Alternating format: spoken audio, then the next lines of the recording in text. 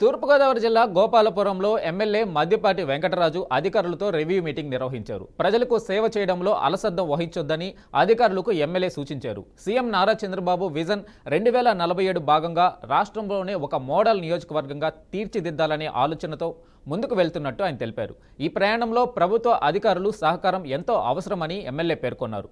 ప్రతి 6 నెలలకొకసారి సమీక్ష సమావేశాలు నిర్వహించి ప్రభుత్వ అధికారుల పనితీరును పర్యవేక్షిస్తామని ఆయన తెలిపారు.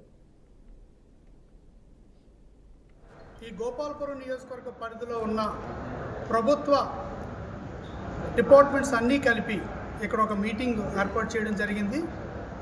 ఈ యొక్క ముఖ్య ఉద్దేశం ఏదైతే శ్రీ నారా చంద్రబాబు నాయుడు గారు 2047 అనే విజన్తో ఆయన ముందుకు వెళ్ళాలని ఒక ఆకాంక్ష ఇచ్చారో, ఈ 2025 నూతన సంవత్సరంలో ఇక్కడ ఈ గోపాలపురం నియోజకవర్గంలో మన బాధ్యత ఏంటి, ముఖ్యమంత్రి గారి యొక్క విజన్ 2047ని అందుకోవడానికి మనం ఏ రకంగా పనిచేయాలి, మౌలిక వసతుల కల్పన ఏ రకంగా చేసుకోవాలి, గ్రామాల అభివృద్ధి, గ్రామ స్వరాజ్యం ఎలా నిర్మాణం చేసుకోవాలి, స్వయం ఉపాధి ఎలా చేసుకోవాలి, ఇలాగ అన్ని రంగాలలో ఈ యొక్క గోపాలపురం నియోజకవర్గాన్ని ఏ రకంగా ముందుకు తీసుకెళ్ళాలి, చంద్రబాబు నాయుడు గారి యొక్క ఆలోచనకు అనుగుణంగా అభివృద్ధిని, సంక్షేమాన్ని, ఇక్కడ ప్రజల యొక్క జీవన ప్రమాణాలను ఎలా పెంచాలనే ముఖ్య ఉద్దేశంతో ఈ కార్యక్రమంలో అనేక అంశాలు చర్చించడం జరిగింది.